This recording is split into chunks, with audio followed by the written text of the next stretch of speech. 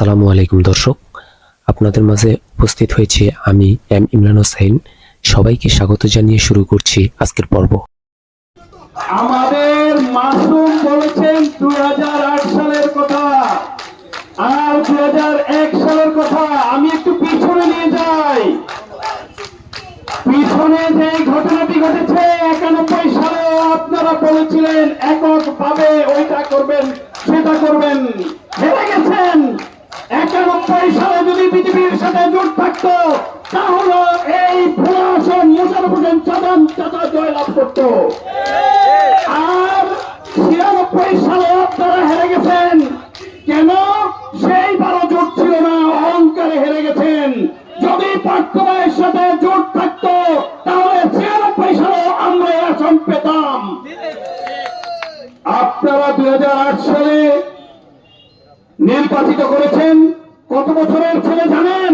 তখন তার বয়স ছিল 28 বছর। 28 বছর বয়সে খালেদা জিয়া দুইটি আসন দিয়েছিল এই আমদানি রহমান পার্থকে। আর আজকে সে পরিপূর্ণ নেতা। আপনাদের সকলের দয়ায়, আপনাদের সকলের দোয়ায়, ভোলাবাসীর রহমতে, আল্লাহর রহমতে সে আজকে পরিপূর্ণ নেতা। আপনারা বলতেন পার্থ সাহেব ঢাকার 17 আসন পাবে, এত সহজ নয়। সেই ঢাকার 17 আসন খালেদা জিয়া পার্থ সাহেবের হাতে উঠিয়ে দিয়েছেন। আরে ভাই, খালেদা জিয়া বুঝে কে যোগ্য আর কে অযোগ্য। তারেক রহমান বুঝে কে যোগ্য আর কে যোগ্য। আপনাদের বুঝতে হবে না কে যোগ্য আর কে অযোগ্য।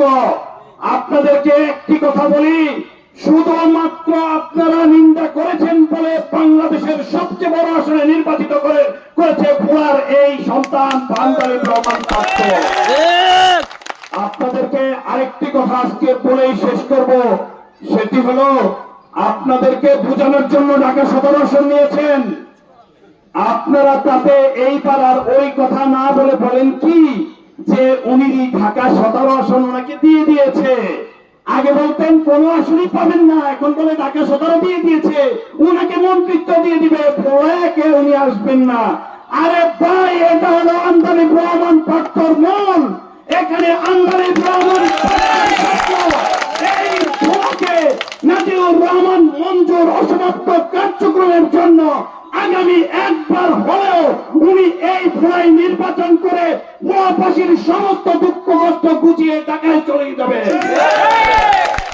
এখানে আগামী নির্বাচনে আমার তো মনে হয় না ভোলার মানুষ যেভাবে জেগেছেন। আরে ভাই, আমাদের নেতা দেখেন, অভিভাবক কে হয়?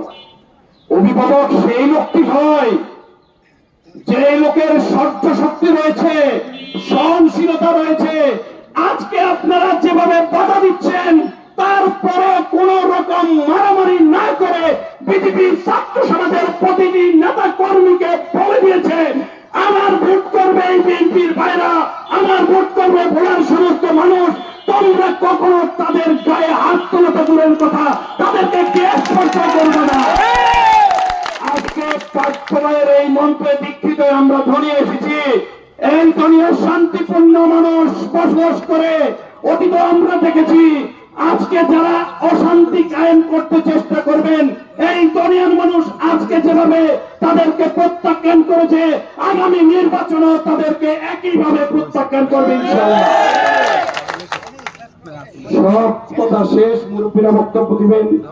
আমাদের প্রিয় সদর উপজেলার দায়িত্বপ্রাপ্ত সভাপতি আমাদের স্যার প্রফেসর নবী স্যার বক্তব্য দেবেন। আজকের আবুল বাশার বুলবুল যিনি এই অনুষ্ঠানটি আয়োজন করেছেন সেও বক্তব্য দিবেন। তাদের সকলের প্রতি কৃতজ্ঞতা জানিয়ে, অঙ্গ সংগঠনের সকল ভাইদের প্রতি কৃতজ্ঞতা জানিয়ে আবারও সংগ্রামী সালাম দুনিয়াবাসীকে জানিয়ে শেষ করছি। আসসালামু আলাইকুম। সবাইকে ধন্যবাদ জানিয়ে আজকের মতো বিদায় নিচ্ছি। আল্লাহ হাফিজ।